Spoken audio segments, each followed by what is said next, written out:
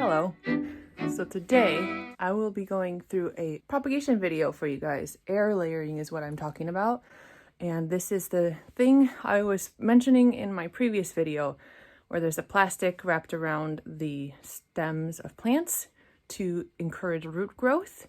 And this one I will be cutting today, actually. This thing's awesome. This is a Philodendron Majestic, and it sure is majestic.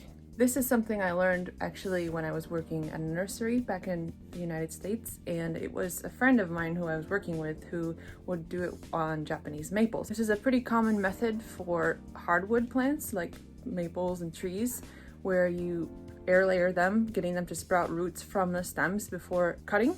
So you have basically a plantlet started before cutting it. But with the hardwoods, you have to scrape off some of the bark to encourage the roots to grow. And there are several different small technicalities you can do with air layering, but I did start doing it on aeroids and it works really well.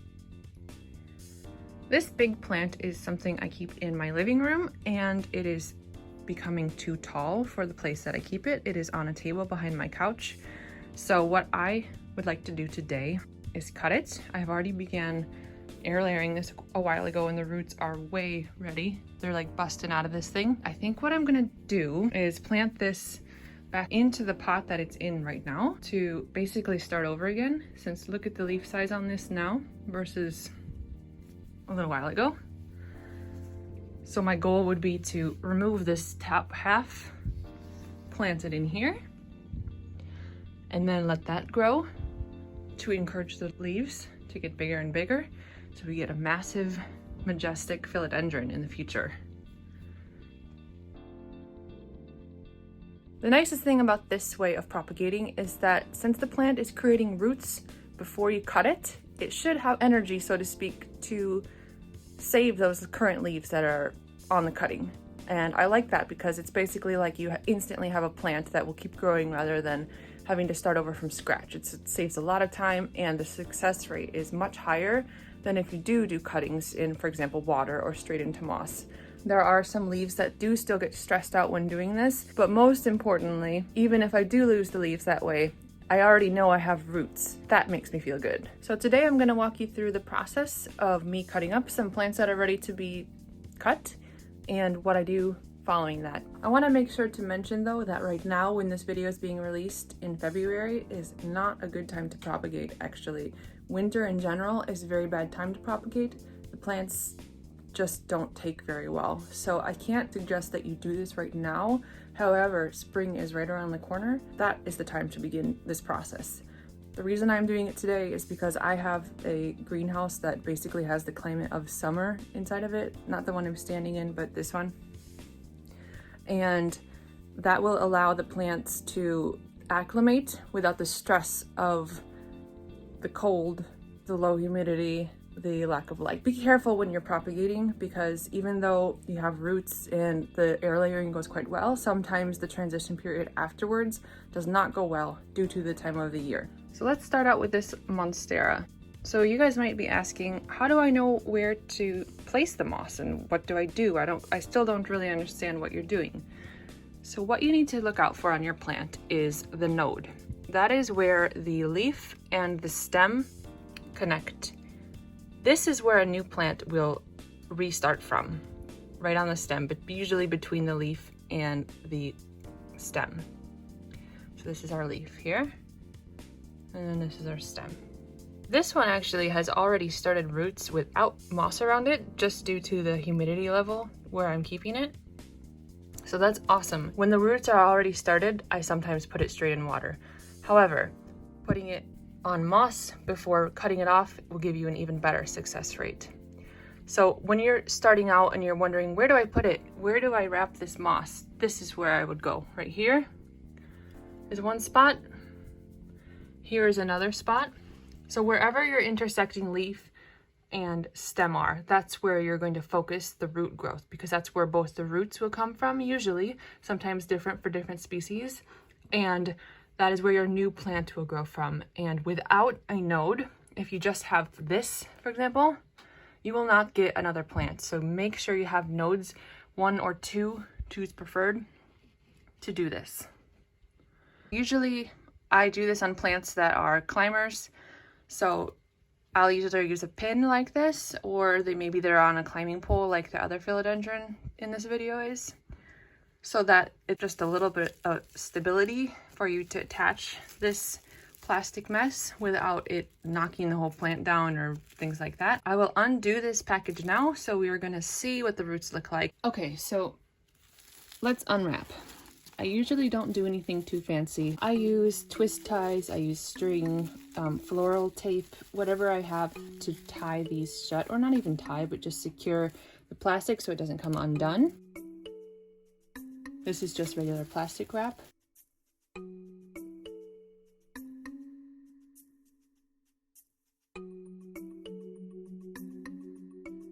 First thing I do is try to remove the moss from the roots without damaging them,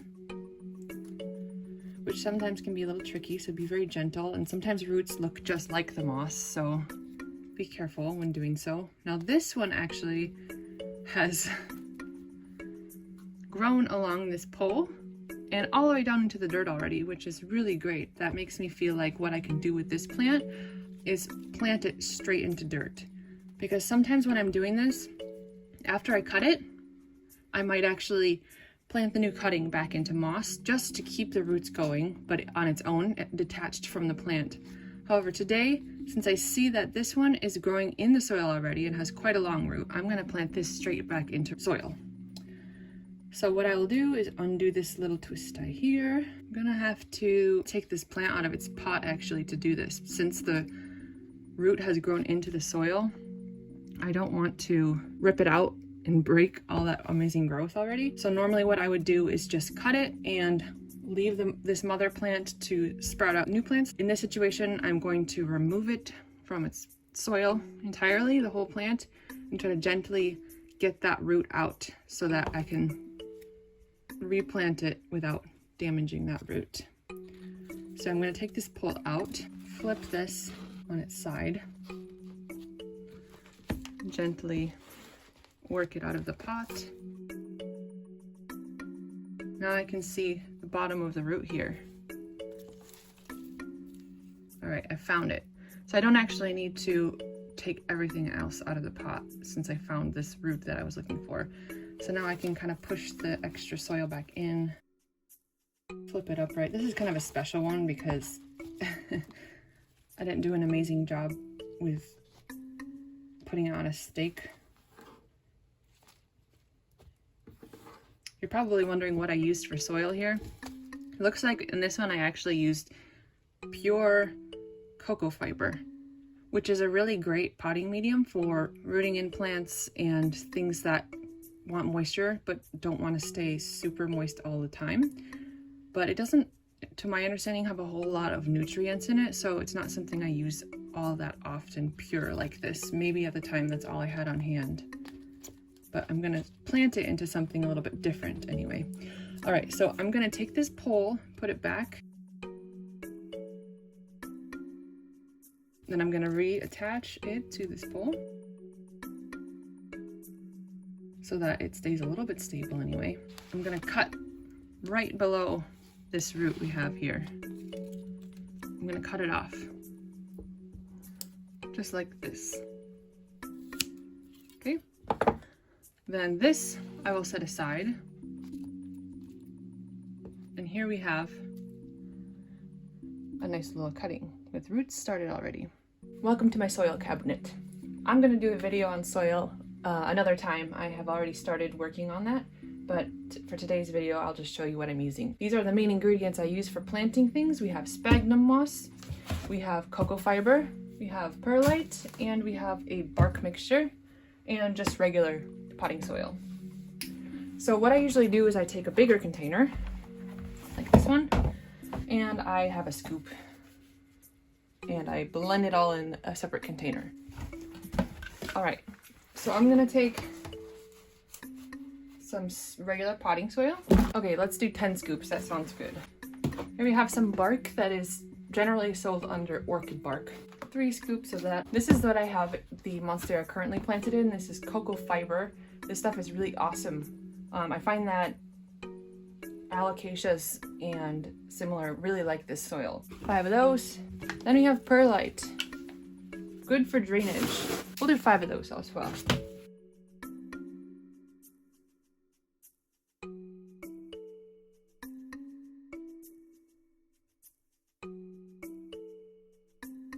Alright, so now it's time to pot up. I chose this size container. It feels fitting for this size cutting. Let's take a little soil on the bottom.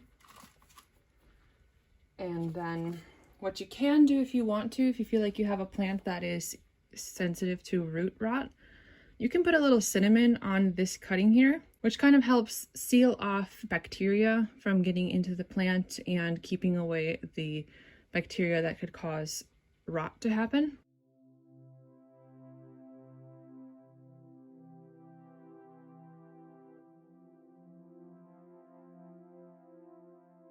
So I pack it in, but not extremely hard, just enough so that the air pockets are covered and the plant is stable. This actually worked out kind of well, that it had a little bit more root start. I'm gonna air layer this again so that eventually I can cut this top part off and have the top cutting separated from this plant. So now I can show you guys how I do it, since I will be putting it together again. I'm gonna use a pin again because that worked quite well. A little bit moist still. I like to begin with the moss moist. And this is basically what I do. I make sure the moss is focused around that node with the root coming out of it.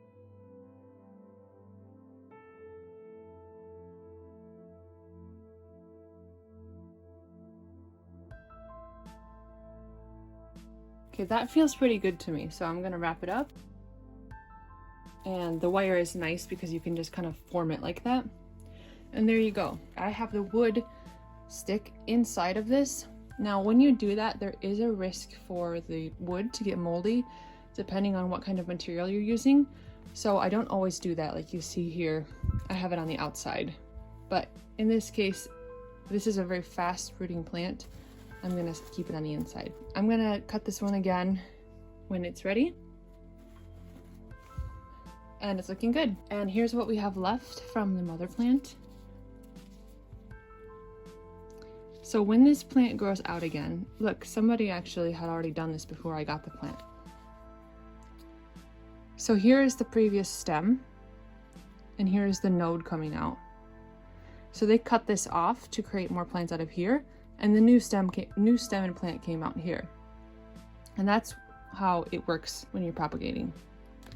So now I have another stem which I've cut off here, and a new plant will come out of here, or possibly one of the lower nodes. Now you guys may have noticed that I used 2 different types of potting soil for these plants, and let me say that that is okay. And that's the thing about potting soil. There is no one precise answer for a plant. Plants can be very versatile and work in several different soils. I know that this one will work in both soils, which is why I just reused the soil again in the original one. Don't freak out when people have different potting soil recipes, because several work and a lot of it has to do with how you care for your plants to make that potting soil work, along with the time of the year. Okay guys, here we go on the Philodendron Majestic. This is too tall to fit on my workbench, so I'm gonna have to work in front of the workbench. This is a cross between a Philodendron Soderoy and Verrucosum, and it is better than both of those plants if you ask for my opinion. It has the beautiful gray splotches from the Soderoy.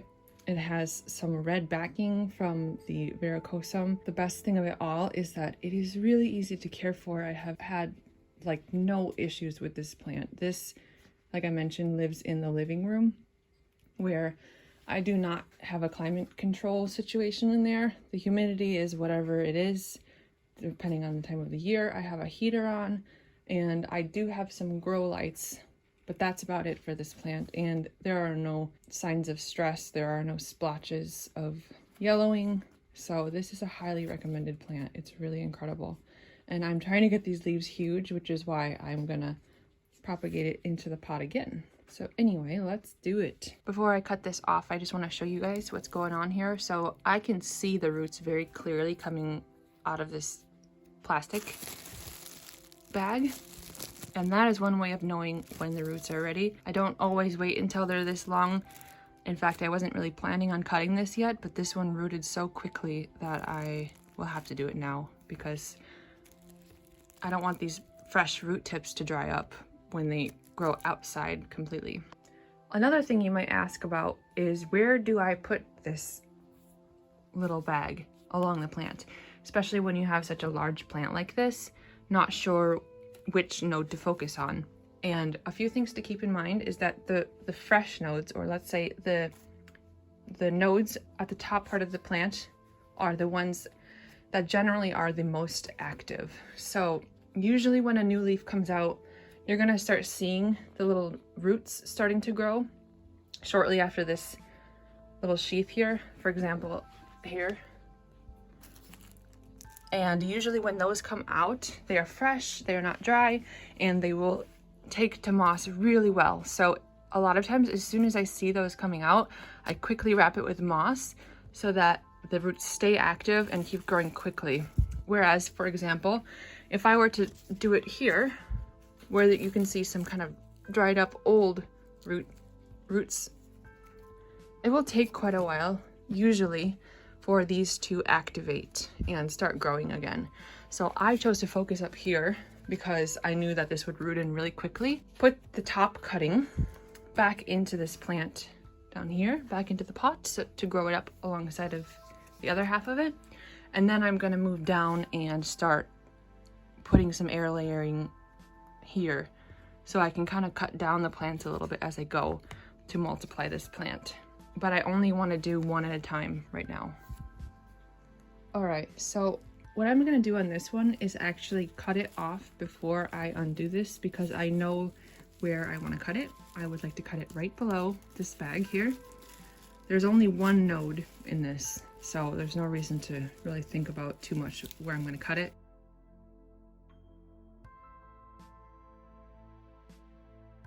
Okay, so what I'm gonna expect out of this plant is that a new leaf bud will come out here. It's possible sometimes they come out the one below it, but I'm pretty sure it's gonna come out here. So for now, I'm gonna leave this. So either 2 or maybe even 3 of the leaves I will be air layering away from this plant and making it new plants. All right, so I decided actually that I'm gonna repot this into a slightly bigger pot. It's not a huge difference, but it will give the roots a little bit more room to grow. Moss pole to pot ratio, it's kind of silly, but it seems fine that way, and these are the only kind of nicer pots that I have right now, so I'm gonna go with this. I'm gonna begin by loosening up the soil around the top.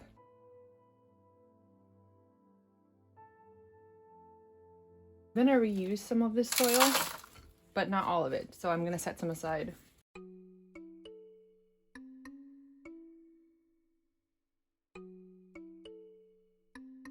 Okay, I'm gonna test to see if it's loose.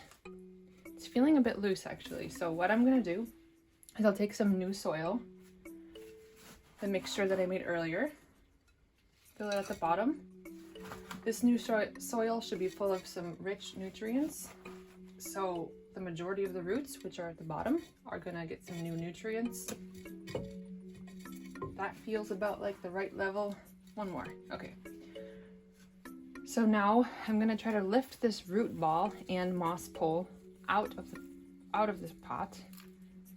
See, the roots are not even that large on this plant actually, surprisingly, so that's why I don't need to go up such a huge size. So transfer it in, then I'm gonna try to bury this pole down to the bottom so that it has a stable. Okay, I think I've reached the bottom now, and there we go. Okay, here we have the beautiful top cutting and the little bag. Let's open it up. I know there's already a lot of roots in here. You've already seen that. Try to remove this moss carefully.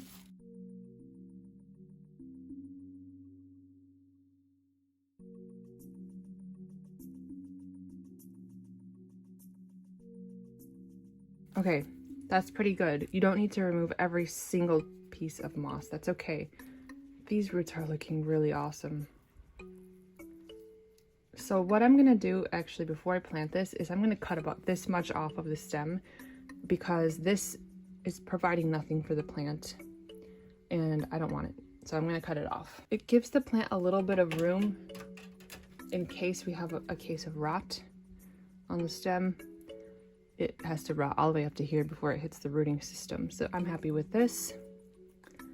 And I'm gonna plant it back into the pot now. I'm gonna put it on the left side of this pole because the other part of it is growing on the right side.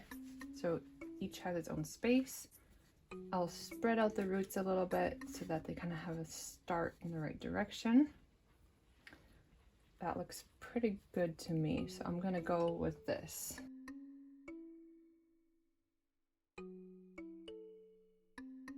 Okay, what I'm gonna do now is attach both of these stems to the pole. When I plant these, I like to try to plant them as close to the pole as possible. That way, it's because the idea is that we want the roots to attach to the pole if possible. Okay, looks pretty good. Fill the rest of it in.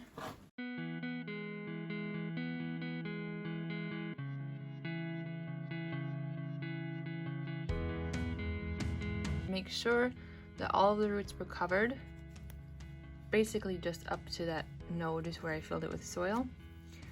And I am not going to water this right now because the soil medium that I was using was pretty moist and I don't want to cause any sort of rot or stress on this plant.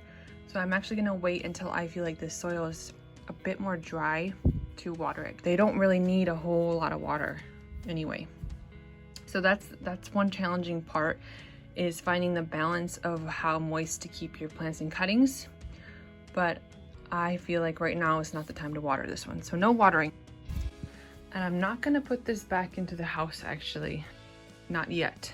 What I will do is leave it in this room where it's on a floor that's heated so that it keeps the roots warm, and it's very humid in this room as well, so I can keep an eye on it and make sure nothing weird is going on.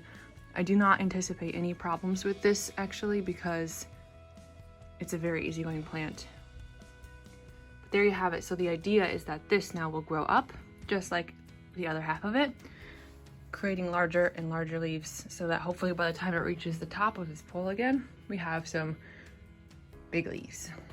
I would like to mention as well that I try to avoid cutting plants when the leaf has not at least begun to unfurl like this, because I've noticed that if I cut the cutting and the leaf has started to come out of the sheath, that sometimes the leaf will not have enough energy to mature, because as soon as I cut this off, the plant will begin focusing on the roots. Wait until the plant has begun unfurling at least half of the leaf before cutting it, so that I know this leaf has a better chance of surviving. Now on this plant, I actually went along the whole stem just to see what happens. Well, let's see.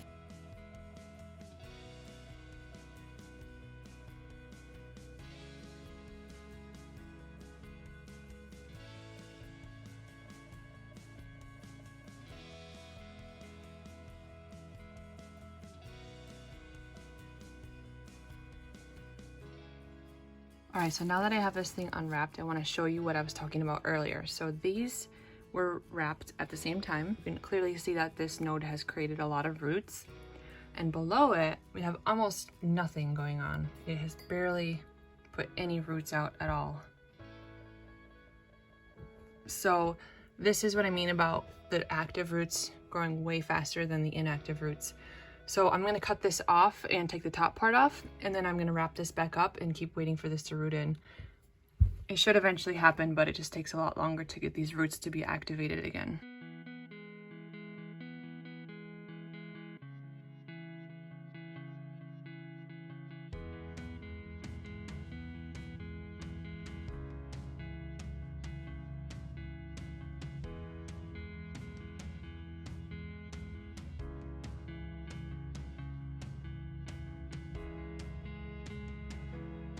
All right, so I've actually included 2 nodes in this one because I would like to get roots on either of them going. That would be awesome.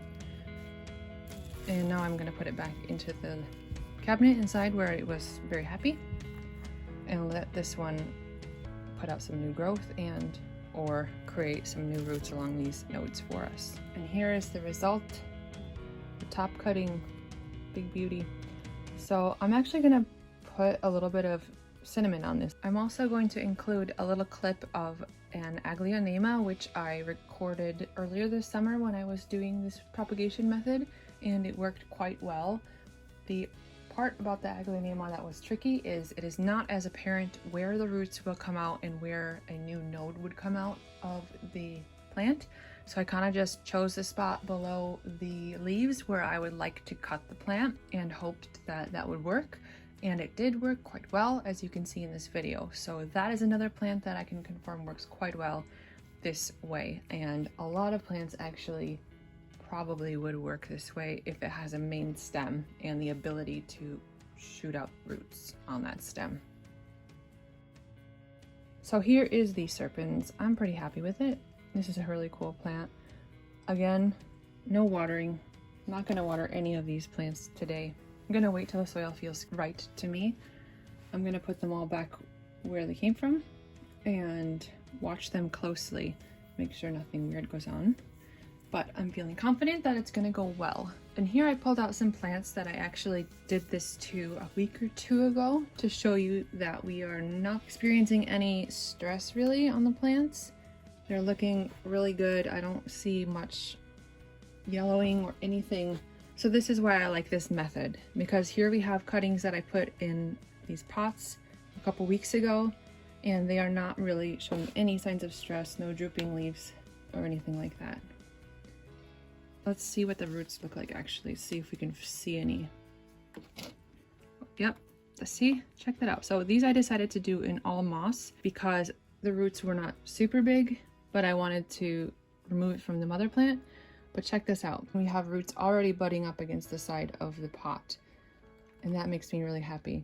So what I'm gonna do is leave these plants in these containers for probably another month.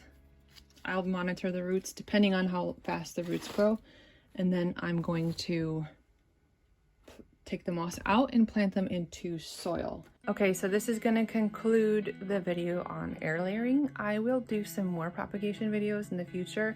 I just wanted to focus on this specific method since I mentioned it last video and a couple of you wanted to see more details on that. I hope you were able to follow along without feeling confused, and I hope that it was clear enough. Some of the plants in these videos are plants that are for sale in the web shop, or they will be. And some of them that I feature in the videos are just from my personal collection. But now you kind of get an understanding of why, for example, I don't have a whole lot of these more specific rare aeroids, because it takes quite a long time to get the plants to a healthy stage that I'm happy with. I mean, when I'm doing this air layering, some plants take a week, some take several months, and from there I have to cut it and put it into soil and wait for it to root in there, which can take another couple of months. I want to make sure that the plant is not just a cutting, which is why I often don't sell cuttings. I like to make sure that the plant is gonna be at a place where you can take care of it yourself. I also find it fun to do this, so that's why I don't just import and turn around and sell. I usually keep for quite a while before selling, because I like to grow them and learn from them myself and understand the plant before selling. And one more thing I'd like to mention, since I'm bringing my web shop up, is that I am located in Sweden and I can only ship within the EU. I'm really sorry. I wish that I could ship to the US, for example. I know a lot of people from US and Canada watch and have written me asking if I can ship there, and I'm really sorry, but I can't. I just can't get that phytosanitary certificate, which is required to ship outside of EU. And not only is it expensive, but it's also, I have to drive several hours to get to the shop to even have them inspect the plants, and I just can't fit that into my schedule. I'm really sorry. I wish I could. Maybe someday it will change and become easier, but for now, only EU. And thank you people for even being interested in my shop and all of that. I really appreciate all the support you guys have shown me on YouTube, on Etsy, on Instagram. You guys are awesome. Thanks for hanging out with me. We'll see you next time.